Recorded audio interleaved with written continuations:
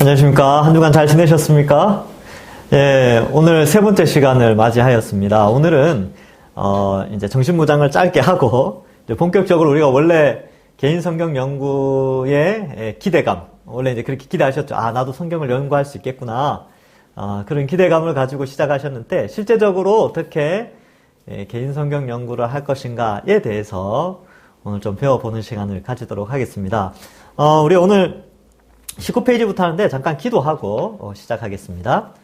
하나님 아버지 감사합니다. 지난 한 주간도 지켜주시고 또 우리를 인도하시며 또 이렇게 함께 세 번째 강의를 들을 수 있도록 인도해 주시니 감사합니다. 성령께서 강의를 듣는 모든 우리 동산의 식구들 지혜와 명철 주셔서 강의 내용을 잘 이해하게 하시고 앞으로 성경을 조금씩 연구해 가는데 익숙해질 수 있도록 축복하여 주옵소서.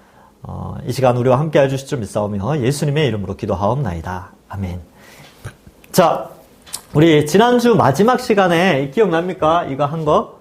예, 그죠?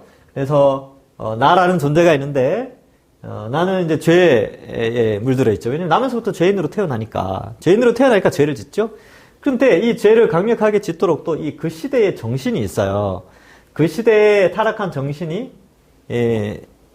나를 이렇게 이제 죄를 짓게 하죠. 그래서 나라는 존재는 이미 죄에 물들어 있고 시대 정신에 물들어 있습니다. 그래서 이런 존재가 성경을 읽으니까 제대로 이해할 수가 없겠죠. 그래서 하나님이 나를 택하여 성령을 보내어 주심으로 성경을 이해하도록 하셨습니다. 그래서 이런 성경을 이해할 수 있도록 도와주시는 성령의 사역을 성령의 조명, 그리고 이해한 만큼 순종하게 하시죠. 그래서 우리 스스로가 죄와 시대 정신에 물들어 있기 때문에 순종할 능력도 없죠. 그래서 성령께서 순종할 수 있는 능력까지 허락해 주십니다. 그래서 이걸 성령의 성화의 역사. 그래서 조명의 역사와 성화의 역사가 부지런히 일어나는 그 사람이 바로 성령 충만한 사람이다. 그래서 성령 충만은 이렇게 성령의 조명과 성화의 역사로 말미암아 하나님의 백성으로 살아갈 수 있도록 해주는 게 성령 충만이죠. 그래서 어떤 사람들은 성령 충만을 뭔가를 짜릿한 걸 체험하고 뭔가 감동이 눈물 흘리고 이런 거를 성령 충만으로 생각하는데 그렇지 않아요. 그런 그런 경험은 굉장히 중요하죠. 근데 그런 감동적인 것도 결국 그런 감동의 원인이 어디 있느냐? 말씀이 있으니까 그 말씀을 깨닫게 하고 결단하게 하는 그것이 이제 성령의 감동하심이죠. 근데 성령의 충만은 결국은 이해와 순종의 역사가 함께 일어나야 됩니다. 이게 아주 중요하죠. 그래서 엄청난 걸 경험해도 삶이 하나님 원하시는 삶을 살지 않으면 그건 가짜예요. 그건 가짜 성령입니다. 그러니까 성령은 필연적으로 성경을 이해하기 위해서 우리를 성화로 인도하시기 한다니까요. 그러니까 성화라는 것은 거룩해져 가는 건데 구원받으면 어떻게 돼요? 구원받으면 필연적으로 성화의 열매를 맺게 돼 있습니다. 거듭난 거죠. 거듭난 사람은 반드시 거듭난 것에 대한 생명의 현상이 나타나게 돼 있어요. 아이가 태어나면 어때요? 아이가 태어나면 숨을 쉬죠. 젖을 먹죠. 똥 싸죠. 이처럼 이제 살아있다는 것이죠. 우리가 하나님의 은혜로 거듭났다. 성령이 우리 속에 오셔서 우리가 거듭나게 되었다면 반드시 생명 현상이 나타나는데 그것은 성경을 이해하여서 성화의 삶을 살도록 하는 요것이 이제 순환적으로 일어나는 것이 생명 현상입니다. 그래서 좀 잘 이해하시면 좋겠고요. 거기 이제 18페이지 제일 밑에 성경 연구자의 자세에서 우리가 지난 시간에 배웠고 19페이지 제일 위에 케빈 벤 후저라는 사람이 있는데 이 텍스트에 의미가 있는가라는 책에 이런 내용이 나와요. 성경 연구하는 사람의 4가지가 좀 필요하다. 첫 번째, 정직해야 된다. 연구자 자신에게 이미 내재되어 있는 신념, 습관, 욕구, 선의의 등이 성경 말씀의 이해를 방해할 수 있음을 인정하는 자세. 근데 이게 무슨 말이냐면 이런 거죠. 에베소서 1장? 나 이거 알지 뭐. 나 옛날에 이렇게 들었어. 이렇게 생각하는 거죠. 예를 들면 이런 거. 창세기 1장. 창세기 1장 그거 알지. 내가 첫째 날, 둘째 날, 셋째 날, 넷째 날, 여섯째 날 다 암기하고 있지. 이런 선 이해로 말미암아 말씀의 이해를 오히려 방해할 수 있다는 거예요. 그래서 어떻게 보면 그 정직성이라는 것은 좀 겸손과 좀 연결되어 있죠. 그래서 나라는 존재가 성경을 읽을 때 성령의 도우심으로 읽어야지 기존에 가지고 있던 그런 선입관 이런 것들로 성경을 접근하면 안 된다는 거예요. 그래서 이런 것들 자, 그래서 뭐 겸손의 해석학이다 이렇게까지 표현하고 있습니다. 그다음 두 번째, 개방성. 개방성은 뭐냐?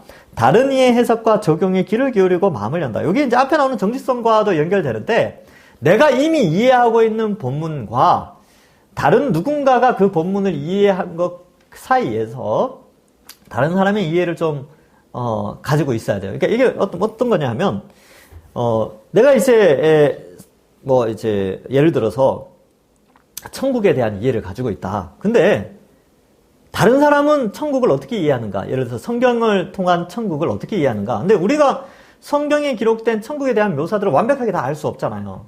그러면 우리 믿음의 선배들, 여기 이제 다른 이 이렇게 돼 있는데, 사실은 우리보다 더 뛰어난 해석을 해왔던 믿음의 선배들, 그들의 의견에 귀를 기울일 필요가 있다는 거예요. 그래서 굉장히 겸손해야 되겠죠.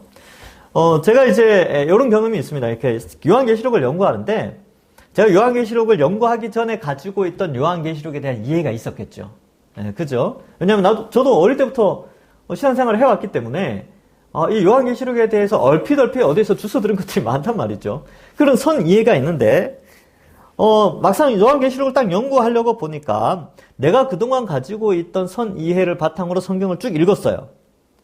그런데 그게 정말 그러한가 싶어서 다른 많은 믿음의 선배들, 또 좋은 이렇게 요한계시록을 많이 연구해 오신 분들의 책들을 참고하니까 내가 과거에 가지고 있던 생각들이 굉장한 오류를 가지고 있다. 그리고 잘못 배운 것도 많고, 내 나름대로 잘못 해석한 것도 많고, 전설의 고향의 영향을 받은 것도 있고, 그죠? 영화 같은 거에 영향을 받은 것도 있고, 하여튼 드라마의 영향도 받은 게 있고, 막 그렇더라고요. 그래서, 우리 믿음의 선배들의 종교개혁자들의 그 해석에 대한 개방성이 있어야 되겠구나. 이 개방성은요, 하여튼, 많이 배워야죠. 그런 시간을 가져야죠. 연구자의 입장이라면. 그래서 자기만 옳다, 내 생각만 옳다, 내가 과거에 배워온 내용만 옳다, 이렇게 생각하는 것이 아니라 성령 하나님께서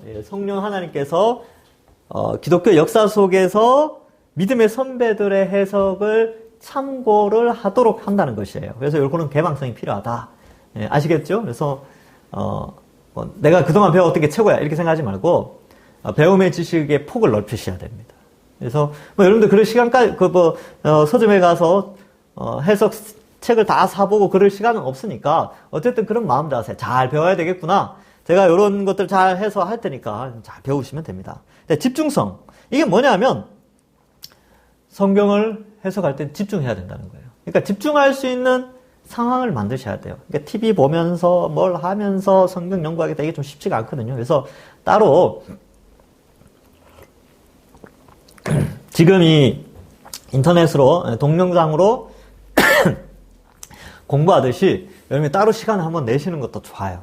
근데 요 시간, 일주일 동안 바쁘시니까 요 시간을 통하여서 집중하는 시간 좀 가지면 좋겠죠? 예.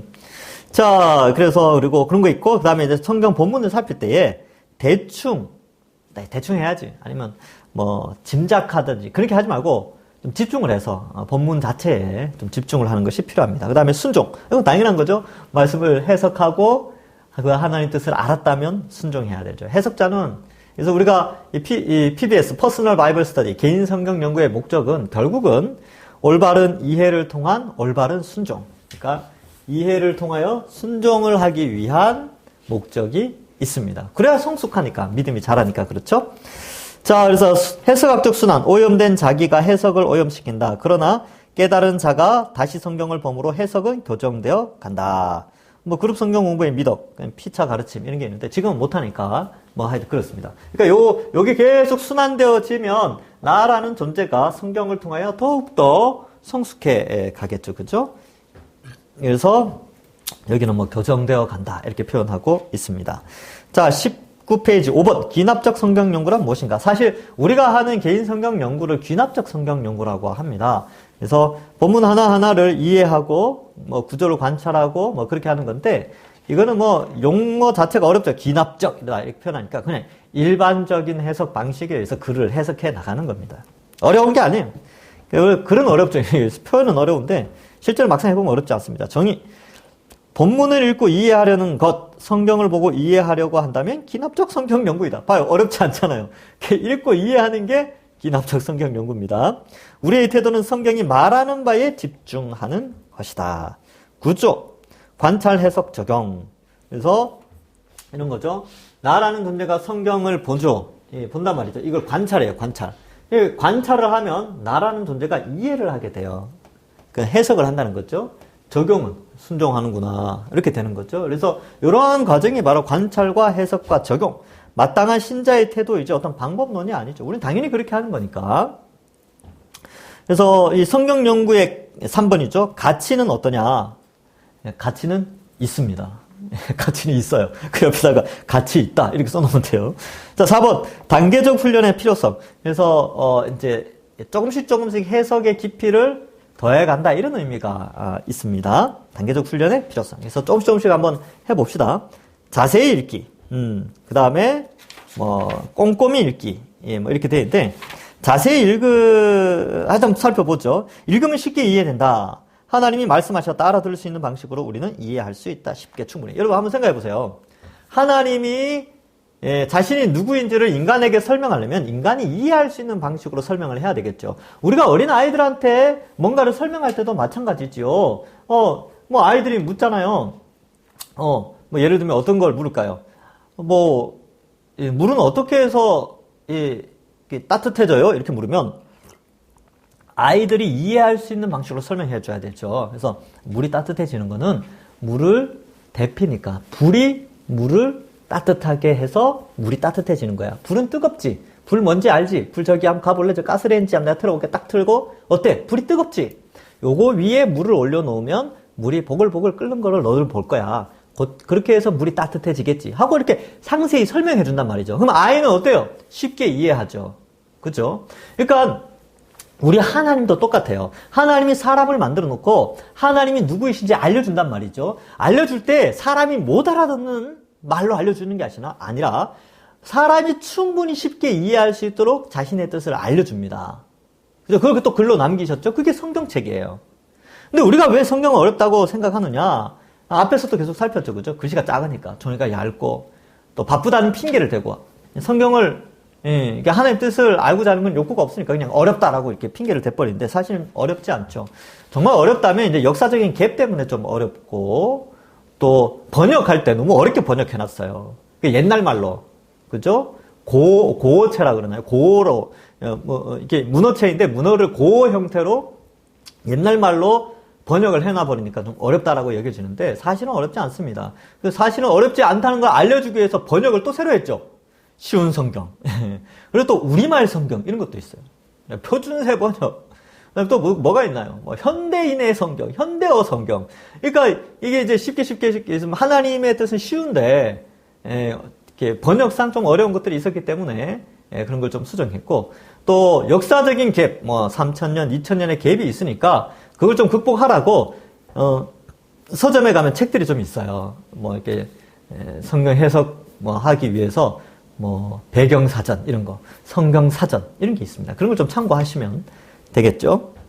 자, 그 다음에 봅시다.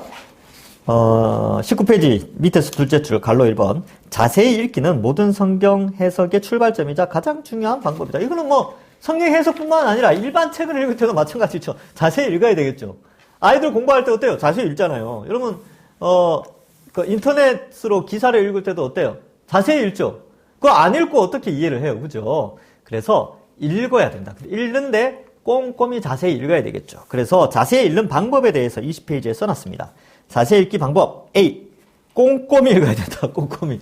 꼼꼼히 읽으면 되죠. 왜냐하면 우리는 완전 축자 영감이라는 걸 믿거든요. 이게 무슨 말이냐면 성경 한자 한자에 하나님의 감동, 한자 한자가 하나님의 감동으로 기록됐다. 그러니까 한자 한자를 꼼꼼히 살펴야 되겠죠. 그래서 표현, 단어나 구, 문장 하나하나에 유의해서 읽는 것을 의미하며 따라서 반복해서 읽어야 한다. 그래서 이게 읽다 보면 어떻게 돼요? 아는 게 생기죠. 아는 게 생긴다니까요.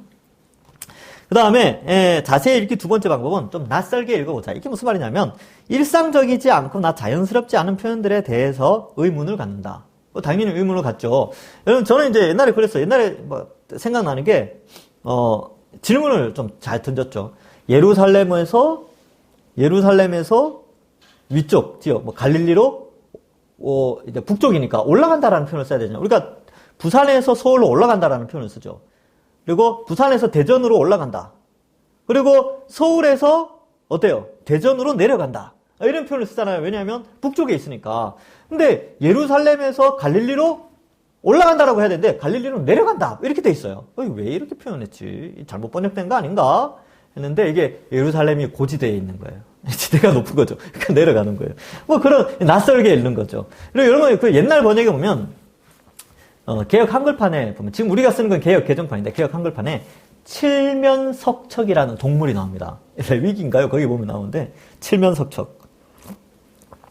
여기 나오죠. 일상적이지 않거나 자연스럽지 않은 표현들. 칠면석척. 무슨 동물인지 아시겠어요? 모르시겠죠? 예, 저도 옛날에 몰랐어요. 그래서 이게 뭔가 칠면석척이. 근데 나중에 보니까 영어 번역을 보니까 뭐라고 번역되어 있냐면 카멜레온. 그러니까 칠면, 7개의 얼굴을 가진 척추동물이라는 거예요. 석척척. 그죠? 그러니까 이렇게 번역을 해놓으니까 이게 궁금하죠. 칠면석척이 뭔가 이렇게 써놓는단 말이죠. 그래서 이렇게 이런 것들 의문을 갖죠. 그래서 질문을 던집니다. 따라서 선입견을 버리고 질문을 던진다. 여기 이제 모르는 게 생긴다는 거예요. 자, 그런 의미에서 우리가 꼼꼼히 자세히 읽으면 아는 것이 생기고 모르는 게 생겨요. 그래서 아는 것은 체계적으로 정리하고 이걸 해석의 1차원, 첫 번째 해석. 모르는 것은 질문과 답하여서 정리를 하게 됩니다. 그래서 요거는 뒤에 가서 한번 해볼까요? 해보면 쉬워요. 자, 그래서 방법은 이렇습니다. 20페이지 밑에 보세요. 5개의 과정을 통하여서 우리가 개인 성경 연구를 하는데, 첫 번째 문단 나누기. 문단은 나눠져 있어요. 그럼 뭐냐? 나누어진 문단에 제목을 붙이면 됩니다. 어렵지 않아요. 어렵지 않죠? 여러분 이렇게 생각하시면 돼요. 여러분들이 이제 드라마를 보시잖아요. TV 드라마를 보죠. 근데 제가 이제 이렇게 부부가 예를 들어서 부부가 이렇게 있는데 1화를 아내가 봤어요. 1화를 남편이 못 봤단 말이죠. 근데 둘째 날 돼서 2화가 하죠. 드라마 2편이. 그러면 남편이 같이 보게 돼요. 그러면 아내에게 물어요. 어제 무슨 내용이었어? 1화의 내용이 뭐야? 그러면 아내가 뭐라고 해요? 그 60분 동안 드라마 한 거 60분 동안 이야기 하나요? 아니죠. 한 몇 마디로 이야기 하잖아요. 어제 저 사람 이렇게 해서 이렇게 되는데 오늘 이런 내용이 할 것 같아. 이렇게 간단하게 설명하죠. 요걸 뭐라 그래요? 요약이라고 하죠. 요약. 혹은 지난 줄거리 그렇게 표현하기도 하는데 마찬가지로 문단 나누기는요. 그 문단을 요약하는 거예요. 요약. 그러니까 이거는 누구나 할 수 있다니까요. 이게 어려운 게 아니에요. 귀찮은 거죠. 귀찮은 거예요. 어려운 게 아니고 귀찮은 거다. 그러니까 귀찮은 거는 할 수 있죠. 어려운 거는 어렵기 때문에 못하지만 귀찮은 거는 귀찮은 걸 극복해내면 할 수 있는 거예요. 그래서 문단을 나눈다. 즉 문단의 제목을 붙이는 것이 첫 번째 단계입니다. 두 번째는 중심사상. 이게 뭐냐면 각 문단을 종합해서 한마디로 요약해보는 건데 자 문단이 3개로 나눠져 있다. 이건 이제 그림을 통해서 한번 설명을 해볼게요.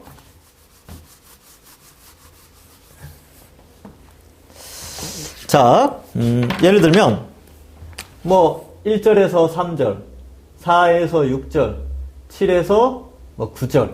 그래서 어떤 내용이 있을까요? 하나님을 찬양하라. 그리고 여기에서는 이웃을 사랑하라. 이런 내용으로 요약을 했단 말이죠. 사랑하라. 읽어보니까 4에서 6절 읽으면 이웃을 사랑하라는 내용이구나. 7에서 9절. 복음을 전파하라. 복음을 전파하라. 전파하라. 이런 내용이구나. 물론 주어를 다 써주면 좋죠. 우리는 하나님을 찬양해야 한다. 찬양해야 한다. 아니면 너희는 하나님을 찬양하라. 너희는 이웃을 사랑하라. 너희는 복음을 전하라. 이게 주어를 생략했어요. 그럼 이렇게 되어 있단 말이죠. 요게 이제 문단 나누기의 제목 붙이기죠. 문단은 이미 나눠져 있으니까. 책 교재의 문단은 다 나눠져 있어요. 제목을 이렇게 붙였단 말이죠. 그럼 중심 사상이라는 게 뭐냐면 요거를 한마디로 표현하는 거죠. 너희는 여기 이제 주어가 빠졌는데 만약에 쓴다면 너희는 안 써도 돼요. 네, 너희는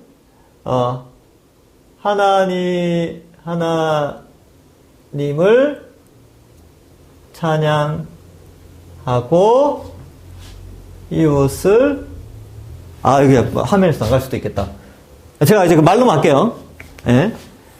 너희는 하나님을 찬양하고 이웃을 사랑하여 복음을 전파하라. 이게 중심 사상이에요. 맞죠? 그러니까 1절에서 9절의 중심 사상은 뭐예요? 핵심 중심 사상? 예. 하나님 찬양하고 이웃 사랑하며 복음 전파하라는 내용이에요. 예. 이렇게 말할 수 있죠. 이걸 글로 쓰는 거죠. 글로. 예. 예. 그 손을 부지런히 또 움직여야 돼요. 귀찮다 그랬잖아요. 귀찮다. 성경 영어는 어려운 게 아니에요. 귀찮은 거라니까요. 그래서 하나님을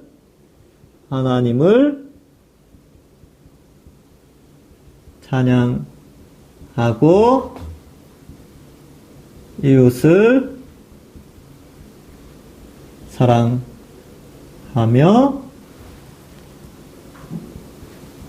복음을 전파하라. 여기 중심 사상입니다. 여기 중심 사상. 아시겠죠? 이렇게 하는 거예요. 어렵지 않죠? 귀찮죠? 귀찮아요?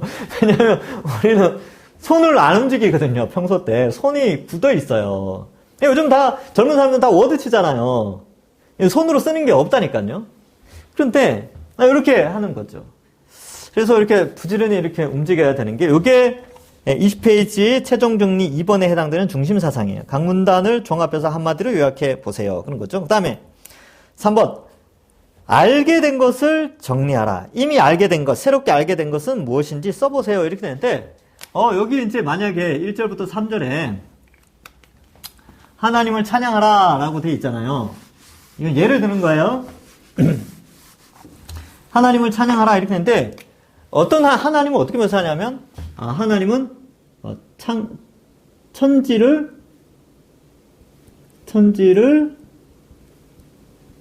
창조하신 하나님. 1절에 보니까 이런 내용이 나와요. 그 1절에서는 뭘 알게 됐어요? 하나님이 천지를 창조하셨구나. 그렇게 써도 되고, 천지를 창조하신 하나님, 이렇게 써도 돼요. 2절에 보니까 어떻게 되어 있냐면, 우리를, 용서하신 하나님에 대해서 설명하고 있는 거예요. 예를 드는 거예요, 예를. 성경 어디에 이런 게 나옵니까? 이렇게 하지 말고 이제 예를 드는 거예요. 자, 그래서 1절을 보니까 천지를 창조하신 하나님에 대해서, 2절에서는 우리를 용서하신 하나님, 3절에서는 이제 찬양하라, 예를 들어서, 그냥 찬양하라는 내용이 나온다. 다 아는 거죠? 이거 어려운 거 있어요? 여기서 어려운 거 없죠? 천지를 창조하신 하나님, 우리를 용서하시는 찬양하라 돼 있을까? 합쳐서 천지를 창조하여 우리를 용서하신 하나님을 찬양해야 되구나. 하나님을 찬양하라 이런 내용이구나. 이렇게 하는 거죠. 그래서 아는 것을 쓰기만 하면 돼요. 어려운 거 없어요. 모르는 거를 찾아내서 쓰라는 게 아니죠. 요거는 이제 뒤에 실습을, 에베소서 1장 1절부터 이제 실습을 해볼 거예요. 이게 이제 알게 된 거 정리하는 거죠.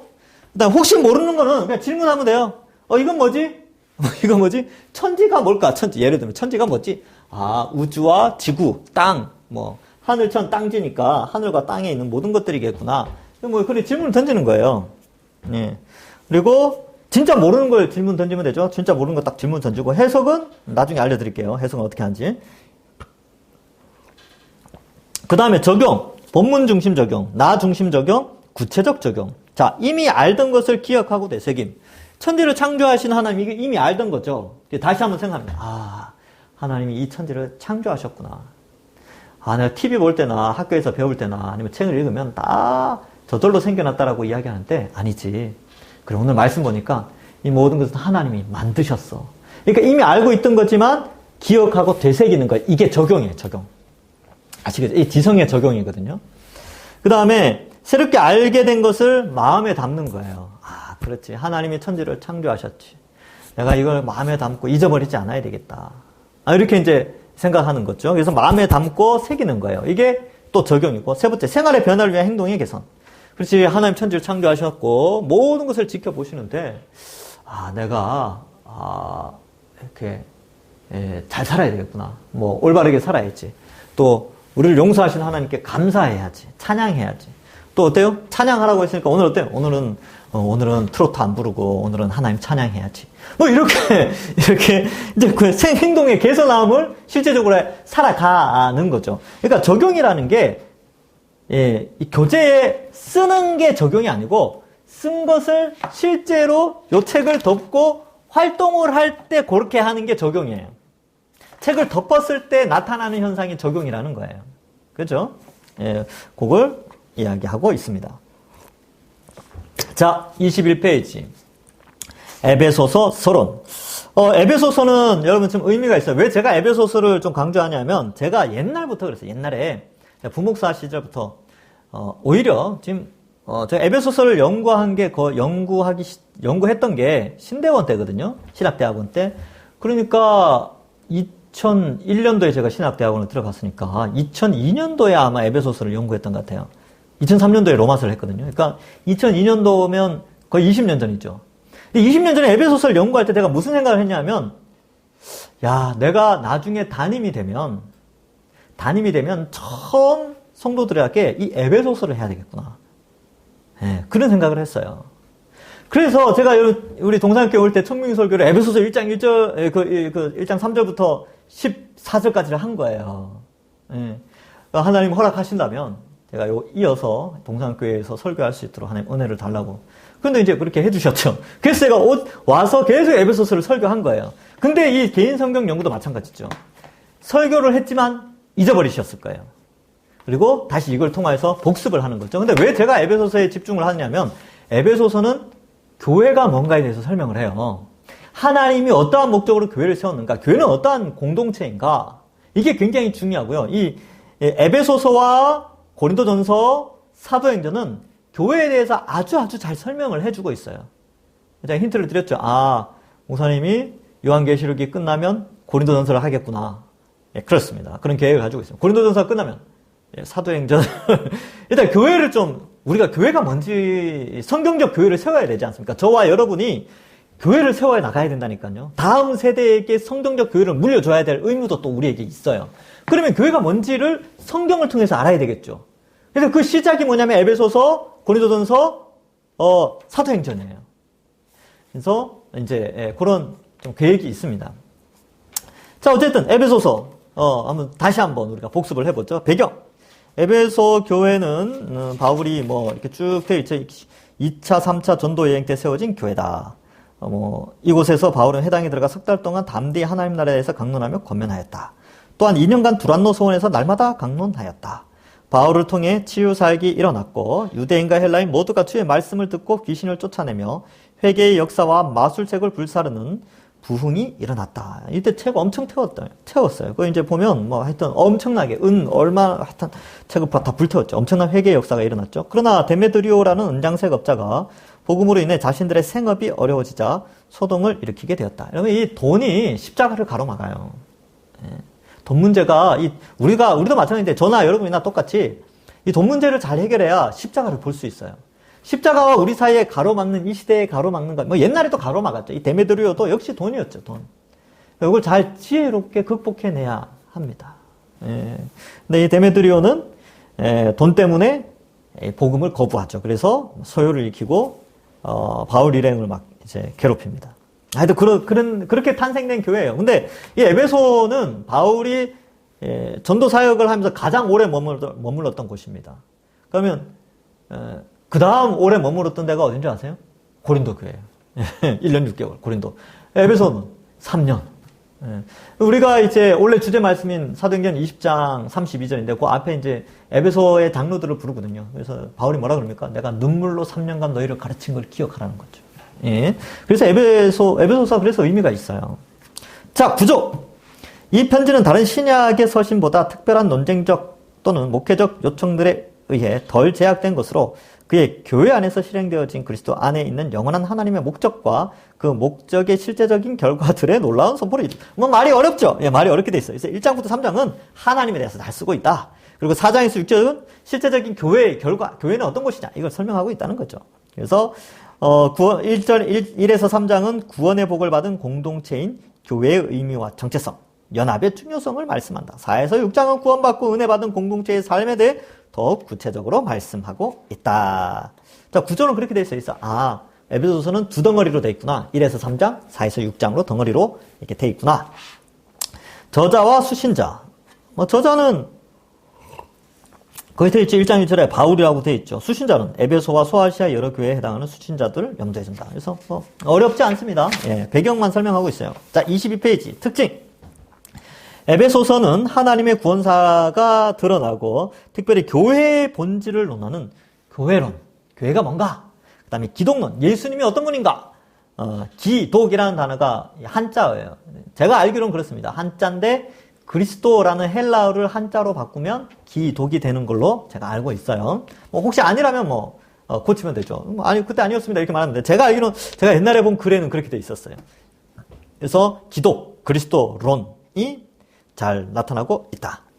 목적은 유대인과 이방인의 분열의 방지와 교회와 성도의 연합을 권면하고 있다. 그러니까 에베소가 이방 땅에 있거든요. 근데 그 이방 땅에 세워진 교회 안에 유대인도 있고 헬라인도 있는 거예요. 근데 이 민족적 갈등이 여전히 남아 있으니까 그 연합을 좀 강조하고 있죠. 바울은 에베소서를 기록하면서 예수 그리스도로 말미암은 구원의 은혜가 얼마나 큰가를 설명하고 있다. 그 은혜의 공동체의 의미와 연합의 중요성을 이야기하고 있다. 그래서 교회 공동체는 하나가 돼 연합돼야 되죠. 교회 안에 계층 간의 갈등, 이게 이제 에베소 같은 경우는 이 민족 간의 갈등을 좀 설명하고 있다면 오늘날 우리 이제 한국 교회 같은 경우는 대체적으로 민족적 갈등이 많지 않아요. 우리 타민족이 우리 그 한국 교회 안에 아직 이제 많이 안 들어와 있죠. 우리 교회 같은 경우는 그래요. 우리 교회는 다른 나라 사람들이 이렇게 오지 않죠. 근데 이제 뭐 어느 교회 가면 영어 예배도 드리고 뭐 중국어 예배도 드리고 또 일본어 예배도 드리고 또 뭐 베트남 언어로 예배도 드리고 막 그래요. 왜냐하면 타민족들이 많이 우리나라에 들어와 있으니까. 근데 그러한 민족들이 교회 안에 한 공동체 안에 들어오면 이 갈등을 유발할 수 있잖아요. 그죠? 민족이 다르니까 또 문화가 달리 살아왔으니까. 근데 그러한 갈등 속에 교회를 어떻게 세워 나갈 것인가를 제시하는 것이 바로 이 에베소 교회입니다. 자, 그래서 이게 단기 선교를 옛날에 많이 갔는데 단기 선교를 왜 가야 되냐면요. 우리가 어떤 마음이 있냐면 보통 이제 제3세계 동남아시아 쪽으로 단기 선교를 가면 우리보다 못하다는 생각을 자꾸 해요. 그거 이제 안 좋죠. 그죠? 근데 가서 예배를 같이 드리잖아요. 우리 한 형제구나. 저들은 한 형제구나. 이런 생각이 든다니까요. 그래서 한국이 잘 사니까 못 사는 나라에 가면 못 사는 나라 사람을 좀 무시하는 그런 경향이 있는데 그런 생각이 없어져요. 한 형제다. 같은 하나님의 백성이구나. 이런 생각이 든다니까요. 그래서 어때요? 존중이 여기죠. 귀하게 여기죠. 예. 그런 게 있습니다. 그래서 단기 선교를 나중에 기회가 되신다면 해외여행 여러분 가시잖아요. 해외여행 가시는 것보다 훨씬 경비가 적게 들 수 있어요. 그죠? 그러니까 단기 선교를 물론 이제 여행의 목적은 아니지만 가서 같이 예배드리고 또 언어는 다르지만 한 하나님을 섬기는 형제로서의 그런 하나된 공동체를 겪어볼 수 있는, 경험해볼 수 있는 것이 아주 이 단기 선교인데, 나중에 같이 한번 가봅시다. 예. 자, 그 다음, 에베소의 위치, 한번 보세요. 그 지중해가 거기 있죠, 지중해. 예, 지중해 거기 있고, 이제, 정중앙 약간, 12시 방향의 에베소라고, 잘 안 보이는, 어르신들 죄송합니다. 이게 좀, 인쇄가 이게 선명하진 않은데, 나름, 어떻게 해보려고 했는데 그 정도 돼 있어. 그 동그라미 돼 있는 거 보이시나요? 동그라미 보면, 거기가 에베소예요, 에베소. 그러니까, 여기 에베소 위치를 보니까 해안가에 있으니까 어떻습니까? 굉장히 발전을 많이 했겠죠. 지금처럼 뭐 고속도로나 철도가 있던 시대가 아니라 이 당시에 교통수단은 주로 바다를 통해서 이동했어요. 그러니까 항구 도시들이 굉장히 발전하죠. 그러니까 에베소도 굉장히 발전한 도시입니다. 그래서 상당히 발전한 도시인데 지금 여기가 터키 땅인가요? 하여튼 뭐 그렇습니다. 예. 그래요. 그래서, 뭐, 성지순례 간다 그러면 이 에베소 코스가 또 있어요. 이 터키 지역. 마케도니아 지역하고 이 소아시아 지역을, 성지순례로 가시는 분들이 있지요. 근데 뭐, 가시면 좋은데, 안 가셔도 괜찮습니다. 예, 안 가셔도 상관없어요. 이거 지도 보면 알죠, 뭐, 지도 보면. 예. 자, 이제 본격적으로 개인 성경 연구, 방법론을 함께 살펴보겠습니다. 자, 25페이지를 펴주시겠어요? 그리고 24페이지와 함께 보겠습니다. 번역이 좀 어려울까봐 23페이지에 보시면 쉬운 성경 번역본을 넣어놨어요. 근데 전체 다 그렇게 이런 구조로 되어 있습니다. 자, 25페이지에 보면 문단 나누기, 1번 문단 나누기 돼 있죠. 2번 중심사상, 3번 각 문단에서 알게 된 사실을 2에서 3가지로 정리해 보세요. 그 다음에 뒷장에 26페이지 가면 궁금한 거 있으면 질문해보고 5번째 적용을 하고 6번째 기도 제목 이렇게 돼 있는데, 사실 이 기도 제목을 적으라는 것은 기도 제목을 적고 원래 소그룹 할 때 뭐 구역 예배 때나 아니면 소그룹으로 이렇게 짜여지면 같이 기도 제목 나누고 막 그런 게 있습니다. 사실 제 꿈은 그런 거죠. 원래는 이제 목요일 저녁 7시 반에 모여가지고 어떻게 해요? 제 강의를 듣고 나머지는 숙제를 제가 내고 와가지고 이제 소그룹으로 팀이 짜여져서 요거 함께 좀 자기가 연구한 것들 좀 이야기 잠깐 하고 함께 기도하고 뭐 이런 형태로 좀 하고 싶은데 지금 이제 코로나 때문에 그렇게는 못하죠. 그런데 책이 교재는 그런 형식으로 되어 있다. 그렇게 이해하시면 되겠습니다. 자, 한번 봅시다. 자, 이제 진짜 실제적으로 PBS를 한번 해봅시다. 개인 성경 연구, 퍼스널 바이블 스터디. 자, 첫 번째 문단 나누기 내용 정리인데 1절과 2절이죠. 자, 1절과 2절 24페이지 한번 읽어볼까요? 자, 같이 봅시다. 하나님의 뜻으로 말미암아 그리스도 예수의 사도된 바울은 에베소에 있는 성도들과 그리스도 예수 안에 있는 신실한 자들에게 편지하노니 하나님 우리 아버지와 주 예수 그리스도로부터 은혜와 평강이 너희에게 있을지어다. 아멘. 이거 뭐 어려운 거 없어요. 어려운 거 없죠. 그러면 요거를 한 문장으로 써야 돼요. 한 문장으로. 근데 제가 아까 한 문장으로 쓸 때 어땠습니까? 무엇을 어떻게 하라. 그러니까 어떻게 하라라는 게 뭐예요? 동사라고 표현하는데, 그러면 1절과 2절에서 동사를 먼저 찾으셔야 돼요. 왜 동사를 찾냐면 문장의 끝에 동사를 써야 될 거 아닙니까? 그죠? 그러면 여기 보니까 이제 가장 문장의 기본은 주어, 나는, 너는, 뭐 우리는 뭐 이런 거죠. 주어. 그다음에 목적어, 무엇을, 그다음에 서술어라고 표현하더요. 서술어. 뭐뭐뭐 하다 이런 거 있죠. 하다. 요거 이제 동사라고 표현을 하죠. 동사. 뭐 이렇게 동사라고도 표현을 하죠. 그죠? 자, 그래서 어떻습니까? 요걸 좀 먼저 찾아야 돼요. 먼저. 이 제목을 잘 붙이려면 서술어를 먼저 찾아야 돼요. 그러면 뭘 서술어로 할까요? 은혜와 평강이 너희에게 있을지어다. 라든지 아니면 1절 끝에 편지한다 라든지 뭐 그런 거 아니겠습니까? 그죠? 쉽게 생각하세요. 자, 바울이 에베소 사람들에게 1절은 보면 편지를 해요. 2절은 바울이 에베소 사람들에게 하나님과 예수님의 은혜와 평강이 있기를 원해요. 여기 두 가지죠. 그죠? 그래서 편지. 자, 지금 이제 문장을 쓰는 건 아닌데 문장을 쓰기 전에 우리의 머릿속에 뭐가 있어야 되냐면 편지를 쓰는구나. 편지를 쓰다. 자, 여기 이제 목적어고 요게 서술어죠. 그죠? 동사죠. 그러면 이렇게 요게 하나가 나오고 2절에서는 어때요? 있을지어다 이렇게 했죠. 은혜와 평강이 너희에게 있을지어다. 은혜와 평강이 있기를 바라다. 뭐 이렇게 하는 거예요. 머릿속에는 이게 들어가 있죠. 내가 1, 2절 읽어보니까 편지를 썼다는 거구나. 은혜와 평강이 있기를 원하는구나. 그러면 1, 2절에 제목을 어떻게 붙이느냐? 주어를 생각해야 돼. 주어는 바울은 에베소 성도들에게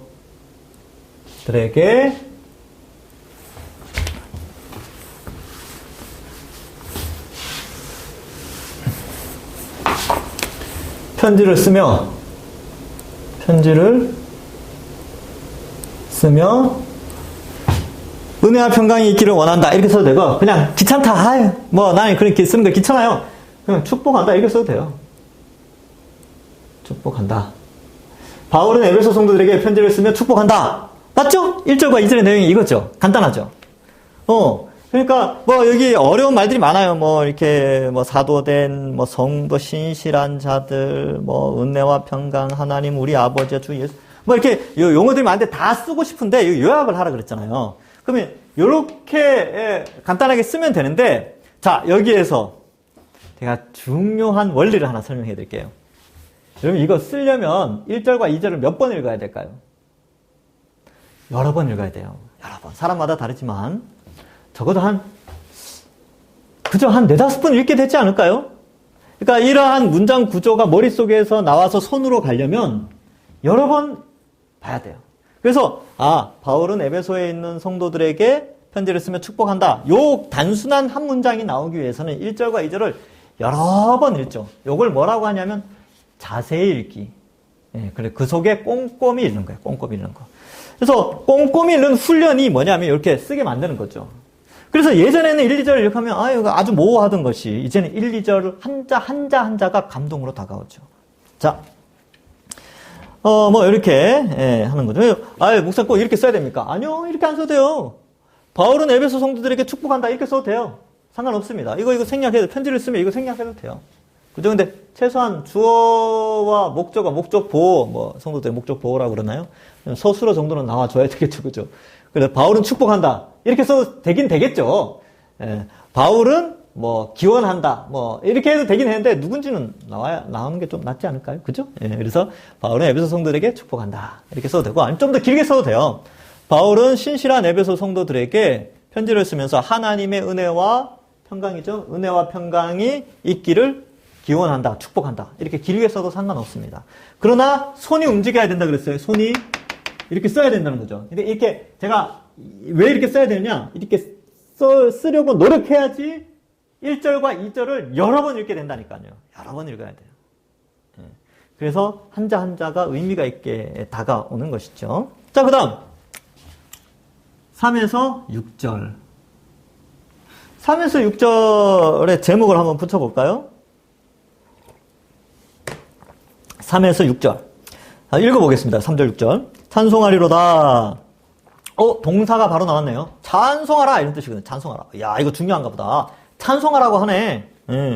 찬송하리로다. 하나님 곧 우리 주 예수 그리스도의 아버지께서 그리스도 안에서 하늘에 속한 모든 신령한 복을 우리에게 주시되 곧 창세전에 그리스도 안에서 우리를 택하사 우리로 사랑 안에서 그 앞에 거룩하고 흠이 없게 하시려고 그 기쁘신 뜻대로 우리를 예정하사 예수 그리스도로 말미암아 자기의 아들들이 되게 하셨으니 이는 그가 사랑하시는 자 안에서 우리에게 거저 주시는 바 그의 은혜의 영광을 찬송하게 하려 하는 것이라. 자, 문장을 쓸 때에 먼저 뭘 찾으라고 그랬죠? 제가 서술어, 마지막에 서술어, 동사를 어떻게 쓸 것인가. 여기에는 쉽죠? 처음에 시작할 때도 찬송하리로다 돼 있고 끝에 6절 끝에도 찬송하게 하려는 것이라. 그럼 문장을 어떻게 쓰냐? 어떻게 쭉 쓴 다음에 마지막에 뭐라고 그래요? 뭐라고 해야 되겠어요? 찬송하라 이렇게 하면 되겠죠. 찬송하라 아니면 찬송하리라 하여야 된다. 찬송하자 이렇게 하는 사람인지 하여튼 그렇게 내용이 마무리되면 되겠죠. 근데 뭘 찬송해요? 하나님은 어떤 분인지를 찬송하는 것이죠. 그래서 여기 3절에서 6절이 뭔가 많아요. 하나님에 대한 묘사가 굉장히 많이 나오죠. 그걸 다 쓸 필요는 없어요. 그러니까 여러분들 마음속에 이건 꼭 썼으면 좋겠다 싶은 것들. 하나님은 어떤 분이에요? 하나님은 3절에 보니까 하나님 곧 우리 주 예수 그리스도의 아버지께서 그리스도 안에서 하늘에 속한 모든 신령한 복을 우리에게 주셨다 이렇게 돼 있죠. 하나님은 신령한 복을 주셨죠. 신령한 복을 주셨죠. 자, 그래서 한번 써봅시다. 일단 머리에 사고. 자, 첫 번째 신령한 복. 요 단어가 꼭 들어갔으면 좋겠다. 그죠? 그 다음에 문장을 이제 쓸 때요. 그 다음에 4절에는 곧 창세전에 그리스도 안에서 우리를 택하사 우리로 사랑 안에서 그 앞에서 거룩하고 흠이 없게 하시려고 이렇게 되는데 여기서는 4절에서는 뭘 문장에 넣었으면 좋겠습니까? 택하심? 택하사? 아니면 사랑 안에서 이거 사랑? 아니면 거룩하고 흠이 없게? 다 쓸 수는 없죠. 그죠? 귀찮으니까. 그래서 흠이 없게만 합시다. 흠이 없게. 흠 없게. 이제 문장을 3에서 6절 문장을 쓸 때 신령한 복, 택하심, 흠 없는 거 요게 들어갔으면 좋겠다. 그 다음에 5절에서는 그 기쁘신 뜻대로 우리를 예정하사 그리스도 예수로 말미암아 자기 아들들이 되게 하셨으니 여기에는 예정이라는 단어가 좀 들어갔으면 좋겠다. 그리고 자기의 아들들이라는 표현이 들어갔으면 좋겠다. 너희는 그가 사랑하는 자 안에서 우리에게 거저 주시는 바 그의 은혜의 영광을 찬송하게 하렵니다. 그러니까 뭐 거저 주셨다. 그 다음에 또 뭐가 있어요? 거저 주시는 바 은혜의 영광. 은혜의 영광. 영광을 찬송한다. 자, 그러면 여러분 제가 어려운 게 아니라 귀찮은 거라 그랬어요. 여러분 이 표현들은 새로 만들어낸 게 아니라 성경에 꼭 다 있는 것들이죠. 이 용어들이. 그러면 여러분들이 마음에 드는 용어들을 일단은 선택을 해야 되는데 웬만하면 전체 흐름을 깨트리지 않고 좀 선택을 해야 되겠죠. 그러면 지금 신령한 복, 택하심, 흠없게, 예정하심, 자기 아들들, 거저주심, 은혜의 영광. 요 단어들이 우리 머릿속에 싹 들어온단 말이죠. 그죠? 들어오죠. 그러면 제목을 제목이 아니고 문장을 어떻게 쓸 것인가? 신령한 복 누가 주셨어요? 하나님 주셨죠. 택하심은 하나님. 흠없게 하신 것은 하나님. 예정하신 것도 하나님, 자기 아들들 삼으신 것도 하나님, 거저 주신 것도 하나님, 은혜의 영광도 하나님 주시는 거죠. 그러면 주어를 어떻게 해야 될까요? 하나님이 신령한 복을 주시고 우리를 택하여 흠없게 하시고 예정하셔서 자기 아들들 삼아주시고 거저 주신 은혜의 영광을 찬양하자. 뭐 이렇게 쓰면 되겠죠? 어렵지 않죠? 귀찮죠? 네, 귀찮아요. 그러면 잘 봐요. 제목 하나 붙이는데 시간이 상당히 오래 걸립니다. 상당히 오래 걸려요. 근데 상당히 오래 걸리는 대신에 어떠냐 하면 3절부터 6절의 말씀이 뭘 말하려는지 각 절에서 뭘 말하려는지 머릿속에 들어오기 시작합니다. 예전에 그냥 쭉 읽으면 잊어버리죠.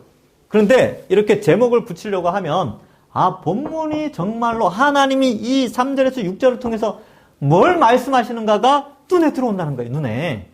이게 드디어 눈에 들어와요. 자, 그죠? 그러면 이제 제목을 붙이죠. 하나님은 신령한 복을 주시고 하나님이 신령한 복을 주셨는데 하나님은 신령한 복을 주셔서 우리를 택하시고 흠없게 하시려고 하며 우리를 예정하셨는데 자기 아들 되게 하셔서 거저 주시고 은혜의 영광을 찬송하게 하셨다. 근데 이게 너무 길어. 한 문장을 쓰니까 너무 길죠? 길잖아요. 그러면 어떻게 하느냐? 선택을 하시면 돼요. 그냥 저 같은 경우는 이렇게 하겠습니다. 하나님이 우리에게 신령한 복을 주셨는데 이렇게 할까요? 하나님이 주신 신령한 복은 이걸 주어로 삼아버릴까요? 하나님이 주신 신령한 복은 우리를 택하시고 예정하셔서 어떻게 할까요? 자기의 아들들이 되게 하심을 찬양하자. 그러니까 이거를 생략하고 찬양하자 이렇게 써도 되고요. 아니면 이렇게 해도 돼요. 하나님이 신령한 복 주심을 찬양하자. 찬양하라. 이렇게 합시다. 찬양하라. 요거는 꼭 들어가야 되죠. 전체니까. 그러니까 하나님이 신령한 복을 주심을 찬양하자. 이렇게 써도 됩니다. 예, 그렇게 써도 돼요. 상관없어요. 간단하게. 근데 이렇게 쓰면 좀 아쉽다. 내가 그동안 머릿속에 요런 게 들어가 있는데 요걸 안 쓰는 게 좀 아쉽다 싶으면 하나님이 신령한 복 주셨는데 하나님은 신령한 복을 주시고 우리를 택하여 흠없게 하심을 찬양하자. 이렇게 해도 돼요. 아니면 하나님이 신령한 복을 주셨는데 우리를 예정하시고 아들들 되게 하심을 찬양하자. 이렇게 해도 되고요. 하나님이 이거 안 넣고 싶다. 그럼 하나님이 우리를 예정하사 자기 아들들 되신 것은 거저 주신 은혜이기에 찬양하자. 이렇게 써도 되고, 하나님은 은혜의 영광 주심을 찬양하자. 하나님의 은혜의 영광 주심을 찬양하자. 이렇게 쓰시면 돼요. 정답은 없어요. 정답 없습니다. 그러니까 우리가 이것을 하는 목적은 뭐냐 하면 3절부터 6절의 각 절에서 뭘 말하는지를 좀 더 깊이 있게 꼼꼼하게 살펴보자는 의미가 있지요. 답은 없죠. 답은 없어요. 근데 오답은 있을 수 있어요. 여기 나오지 않는 표현을 쓴다든지 이런 거 있잖아요. 여기 이제 창조 이런 말 없잖아요. 그러니까 하나님의 창조하심을 찬양하라. 이거는 이제 오답이죠. 왜냐하면 3절에서 6절에서는 창조하심에 대한 말이 없으니까 그런 말을 집어넣으면 안 되죠. 있는 거, 여기 본문 말씀에 있는 단어들을 택하여서 문장을 만드시는 거예요. 우리 어르신들 어렵게 느껴지죠? 어렵지 않다니까요. 귀찮다니까요. 귀찮은 거지 어려운 게 아니에요. 근데 이걸 막 쓰려니까 얼마나 귀찮습니까? 그 글씨 한 글자 쓰는 것도 힘든데 이게 문장을 써야 되니까 그리고 또 머리를 써야 되니까 힘들죠. 근데 어떡하겠습니까? 그래도 우리가 하나님의 형상대로 창조함을 지음을 받아서 그래도 머리 쓸 수 있도록 하셨잖아요. 예. 치매 예방에도 좋습니다. 성경을 이렇게 연구하면 치매 예방에 좋습니다. 예. 화투 치시면서 치매 예방하지 마시고, 그것도 뭐 하지 말라는 뜻은 아니지만. 그러니까 그렇게 머리를 자꾸 쓰는 것이 좋아요. 그러니까 이렇게 자꾸, 하나님 주신 글을 이렇게 읽는 훈련도 한번 해보시는 게 좋습니다. 제가 이제 예전에 다른 교회에서 해보니까, 70세 이후의 분들은 해본 적이 없어요.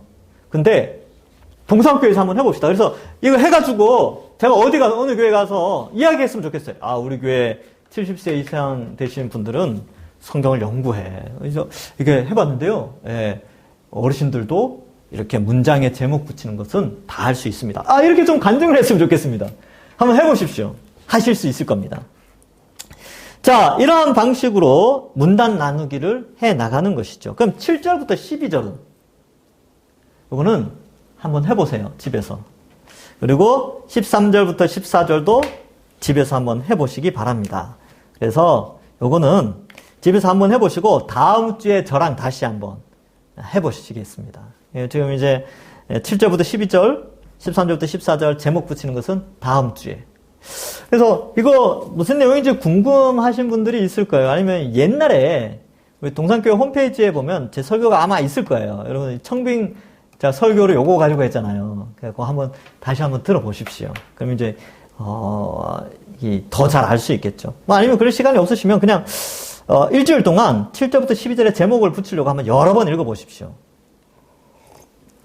그래서 여러분들이 제목을 붙여오면 다음 주 강의 들을 때 별거 아니네! 이런 생각하실 거예요. 제목을 붙이신 분들은 에이 뭐 이거 별거 아니네! 좀 귀찮네. 이런 생각을 좀 하실 거예요. 그래서 근데 막상 이렇게 해놓으면요 모호하던 성경이 선명하게 보입니다. 그래서 수면 아래에서 빛일랑 말랑하는 그 어떤 메시지가 수면 위로 딱 떠올라서 뭔지 명확하게 알게 되는, 성경이 뭘 말씀하시는지를 명확하게 알게 되는 훈련을 하게 됩니다. 귀하죠. 감사하죠. 예. 어쨌든 여러분 포기하지 마세요. 아유 목사님 이거 너무 힘든데요? 힘든 게 아니고 귀찮은 거라니까요. 예. 자, 제가 숙제를 하나 내드립니다. 검사는 안 해요. 여러분 이렇게 제출하라 그런 거 안 합니다. 숙제 뭐냐? 7절부터 12절의 제목과 13절과 14절의 제목을 한번 써보세요. 검사하지도 않습니다. 비대면으로 하는데 어떻게 검사하겠어요? 근데 숙제를 해보시고 다음 주에 여러분들이 쓴 것과 제가 요약을 한 것과 한번 비교를 해보세요. 그러면 이런 결과를 얻을 겁니다. 에이 목사님도 별거 없네. 그런 표현 하시건데 예 별거 없습니다. 쉽다니까요. 근데 이게 연구예요. 연구. 이게 우리 믿음의 선배들이 성경을 이렇게 연구하라고 가르쳐 왔어요. 자세히 읽어야 된다. 꼼꼼히 읽어야 된다. 그래서 아는 것들을 좀 정리하면서 요약하면서 봐야 된다. 이게 성경 연구입니다. 예. 근데 워낙 안 해가지고 좀 쉽지 않죠. 오히려 지금은 이 매체가 워낙 많이 발전하면서 과거에 비해서 이게 쓰는 게 안 익숙해요. 1970년대 이전과 이후로 또 나눠져요. 왜냐하면 1970년대 이후에 칼라 TV가 나오면서 더더욱 사람들이 손으로 뭔가를 쓰고 글로 읽는 것이 둔해졌대요. 이거는 이제 데이비드 웰스가 쓴 신학 실종이라는 책에 그런 내용이 나오는데, 이 신학 교수였거든요. 신학 교수가, 이제 학교에서 가르치는데, 이 전도사님들을 가르치는데, 1970년대 이전과 이후가 많이 다르더라는 거예요.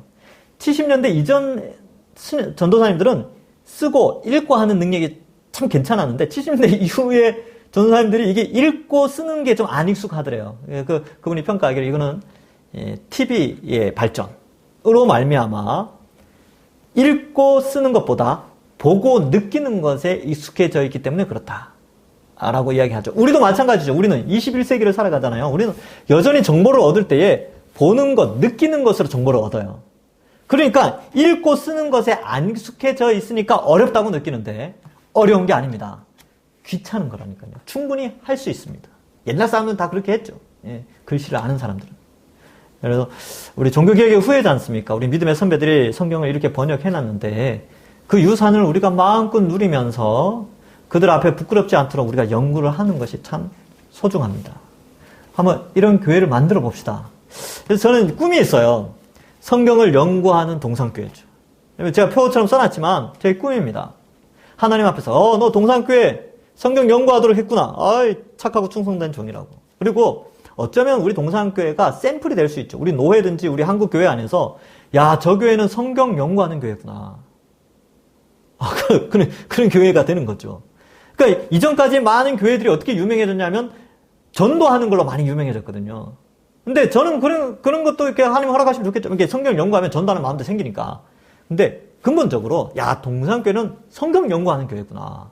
성경을 연구했더니만 하나님이 저렇게 부흥시켜 주시는구나. 야, 우리 이제 성경을 연구하면서 영혼을 구원하는, 진리를 수호하고 영혼을 구하는 이 교회의 본질에 돌아가자라는 표준, 샘플이 되는 교회가 되었으면 좋겠습니다. 할 수 있습니다. 이제 첫걸음 뗀 거예요. 여러분들이 역사적인 그 첫걸음에 여러분들이 발을 뗀 거예요. 이제 첫걸음을 시작한 겁니다. 같이 해봅시다. 소망이 있습니다. 그래서 이러한 이 성경을 연구하는 것이 한 해, 두 해 자꾸 쌓이면 쌓일수록 어떨까요? 동산교회는. 아주 괜찮은 교회가 되겠죠. 하여튼 같이 꿈꾸고 같이 움직이고 실행해 봅시다.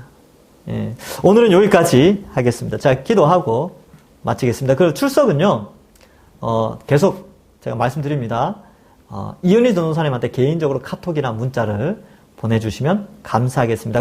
이은희 전도사님 전화번호 모르겠다, 개인적으로 카톡 보내는 거 잘 모르시겠다는 분들만 단체톡에 올리시고, 단체톡에 출석했습니다 이렇게 올리면 많은 분들이 좀 이해를 해주세요.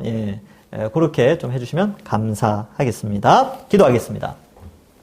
하나님 감사합니다.